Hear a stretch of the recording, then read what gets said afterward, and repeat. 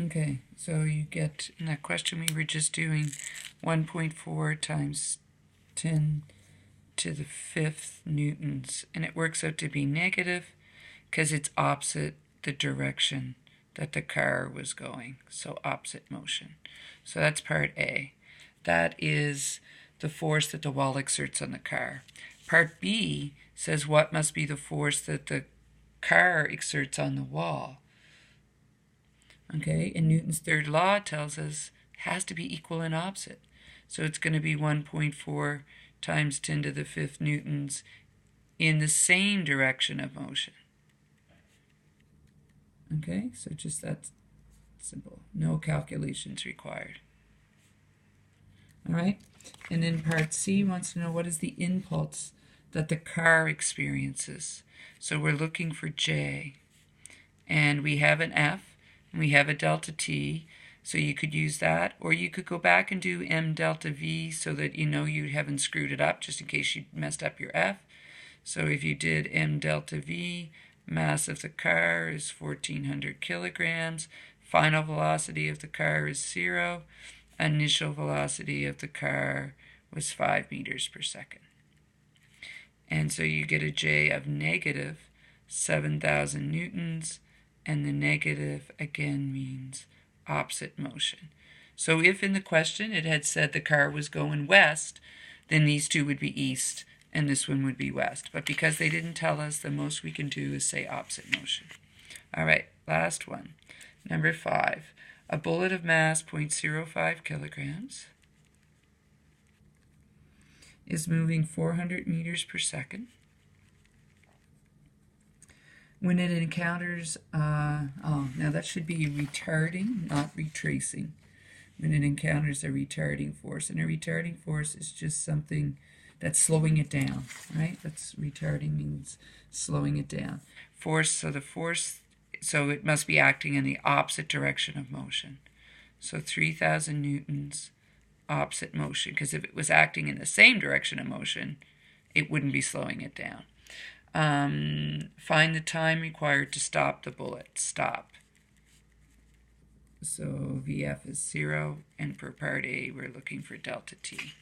So again, we're going to do F delta T is equal to M delta V, and we're looking for delta T, so divide both sides by F. So M VF minus VI over, F. So mass 0.05 kilograms. Final is 0. Initial is 400 meters per second. And the force is 3,000 newtons, but it's opposite motion, so it needs to go in as a negative.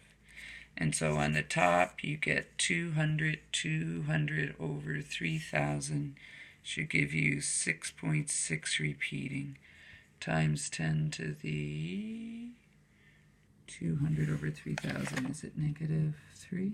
Yeah. Negative 3 seconds. That's part A.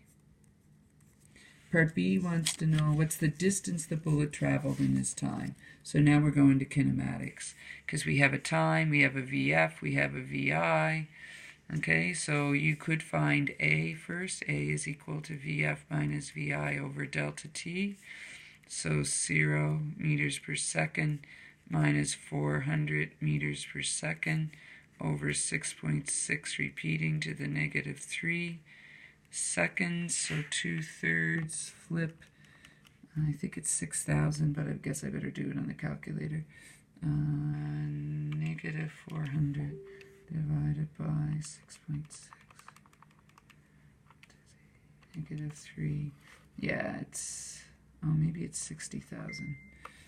Okay, and then you do that, and once you use that, then once you have your A, you can do delta D is equal to VI delta T, 1/2 A delta T squared.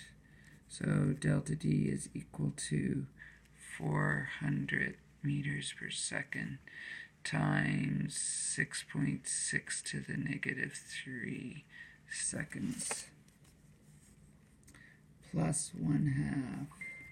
6 times 10 to the 4 meters per second squared, 6.6 repeating times 10 to the negative 3 seconds squared.